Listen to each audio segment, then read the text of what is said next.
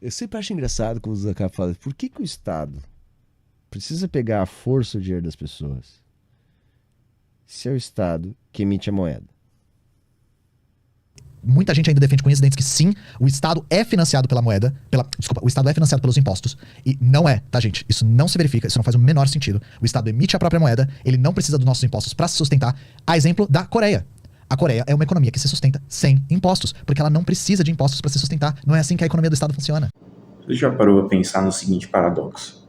Se é o Estado que emite o dinheiro, por que ele precisa cobrar impostos? É o que os comunistas estavam questionando ali.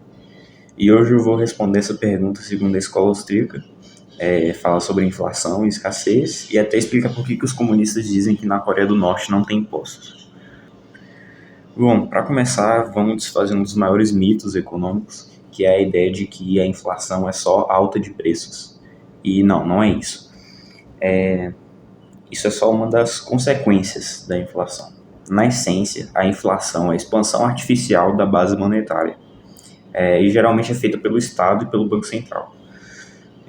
Quando o Estado imprime mais dinheiro, ou hoje em dia cria dígitos eletrônicos, ele está aumentando a quantidade de moeda em circulação sem que haja um aumento proporcional na produção de bens e serviços.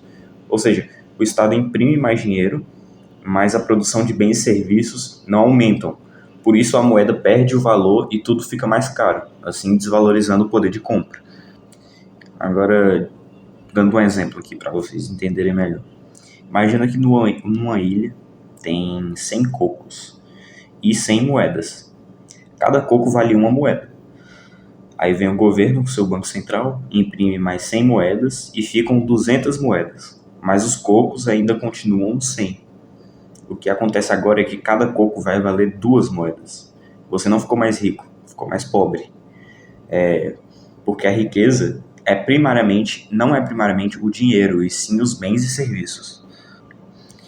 E a inflação é um tipo de imposto invisível, é um roubo silencioso, porque quem tem o privilégio de emitir o dinheiro, o Estado e os bancos mais próximos do Banco Central, recebe esse dinheiro primeiro, antes que os preços subam.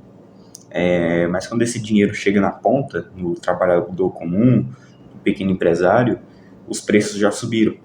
O poder de compra deles já evaporou. E ele é o último a perceber que foi roubado. O nome disso é efeito Cantillon. Agora vem o segundo ponto, que é a escassez. Os socialistas vivem dizendo que o problema da economia é a distribuição, não a produção. Mas isso é uma meia-verdade. A escassez é uma realidade inevitável, porque os recursos são limitados e as necessidades humanas são infinitas. O Estado não pode simplesmente criar riqueza, imprimindo papel ou controlando preços.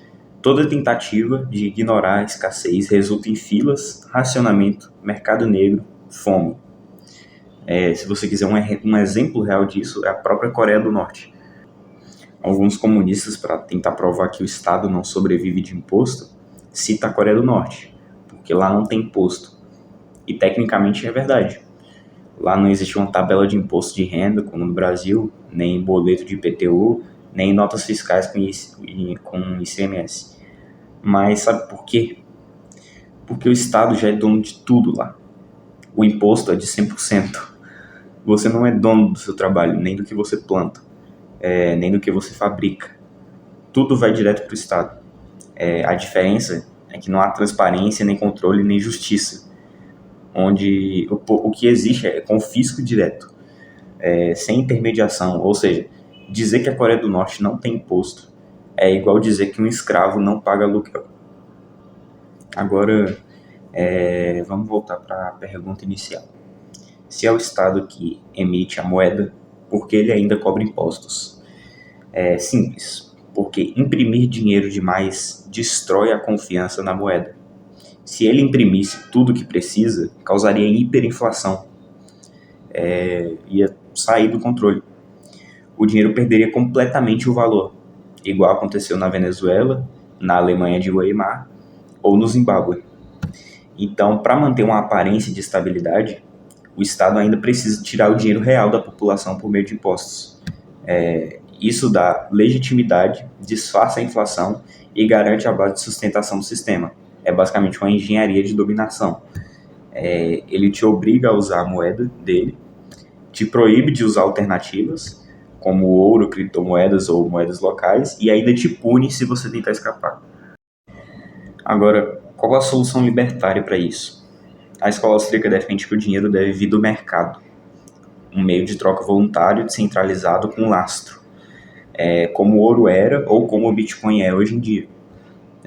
Numa sociedade verdadeiramente livre, o Estado não teria monopólio da moeda e de impostos, nem inflacionar a moeda à vontade. Isso permitiria que a riqueza real fosse criada pelo trabalho, pelo empreendedorismo e pela cooperação voluntária, não pelo parasitismo estatal. E isso que eu acabei de explicar para vocês é um sistema chamado de Free Bank. E nesse sistema os bancos seriam livres para fabricar sua própria moeda. A moeda que for melhor, menos inflacionária, vai ser mais utilizada. Olha aí a competição de novo. Então, sim, o Estado emite o dinheiro, mas ainda precisa dos seus impostos. Ou seja, do roubo para sobreviver. Porque ele mesmo sabe que se depender só da sua impressora, o castelo de cartas desmorona. E quanto à Coreia do Norte, não se engana. Aquilo não é a ausência de impostos, é imposto total. É a morte da liberdade. O Estado ele controla tudo na Coreia do Norte. Ele não precisa cobrar imposto porque ele controla tudo.